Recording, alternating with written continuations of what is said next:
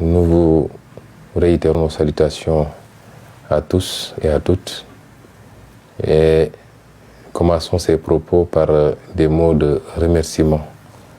Remerciement par rapport à tout ce qui s'est passé depuis jeudi, par rapport à toutes ces inquiétudes qui ont été exprimées par tous les compatriotes, mais également par beaucoup de partenaires internationaux qui se sont enquis de ma santé et qui se sont beaucoup inquiétés.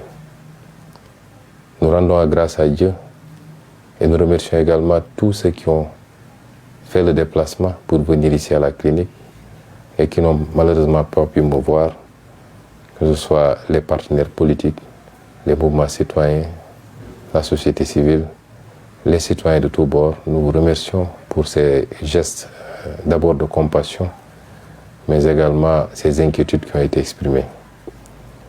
Vous rassurez qu'on va beaucoup mieux et nous le devons au personnel médical qui n'a cessé d'être à nos côtés depuis qu'on est venu à cette clinique, toutes spécialités confondues, et qui ont fait un travail extraordinaire pour nous permettre de nous adresser à vous aujourd'hui.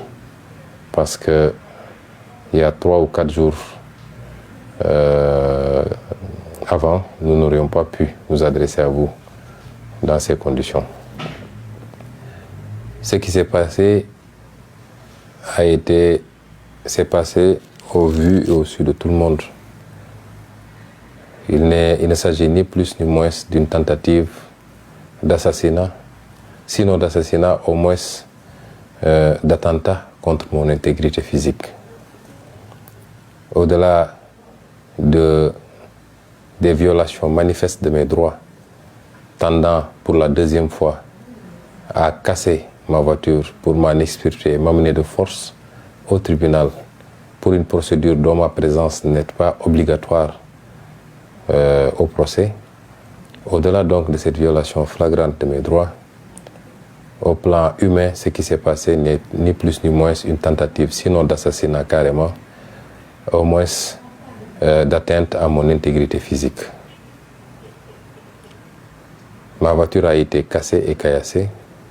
J'ai été brutalisé, mais le pire, c'est que les agents de la police et de la BIP particulièrement m'ont aspergé d'un liquide à bout portant, un liquide extrêmement toxique qui produit des effets aussi bien respiratoires, des effets au niveau des yeux également, de la vue donc, des effets cutanés au niveau de la peau, mais également des effets au niveau de l'appareil digestif.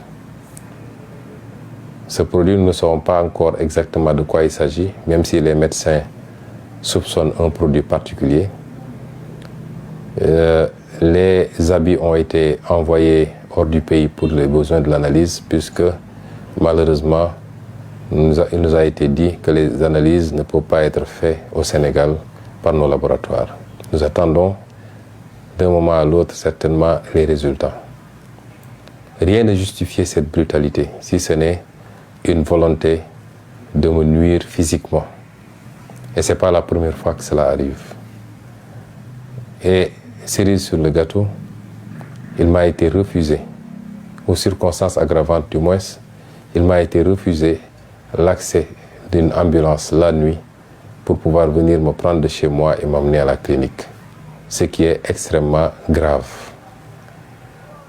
Depuis quelques jours, nous sommes ici à la clinique et nous avons bénéficié de soins de la part de plusieurs spécialistes, ce qui nous a permis de nous sentir beaucoup mieux. Nous remercions donc tout ce personnel médical. Beaucoup d'entre vous ont parlé d'évacuation sanitaire pour que nous puissions nous rendre à l'extérieur et bénéficier pas forcément d'une meilleure expertise, mais de plateaux médicaux beaucoup plus élevés. Je vous remercie pour cette sollicitude. Je vous remercie pour les soucis que vous faites pour moi. Mais je considère qu'une évacuation sanitaire ne peut pas être à l'ordre du jour pour 2 raisons. La première, c'est que nous faisons confiance au personnel médical sénégalais qui est très compétent et qui est en train de faire un travail.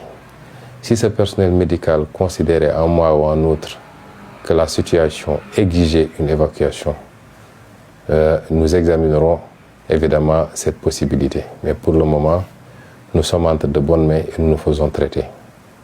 La deuxième raison est d'ordre politique. Chers compatriotes, le combat se déroule ici au Sénégal.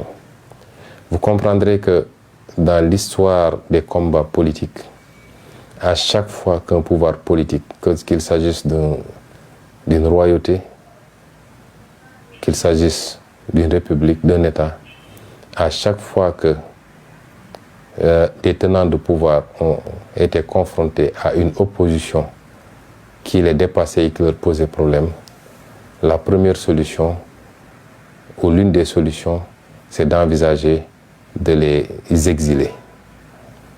Des prophètes ont été exilés, de grands saints ont été exilés, des résistants ont été exilés, parce que c'est la meilleure manière de couper le lien, momentanément en tout cas, entre la figure de proue d'un mouvement et le reste du mouvement.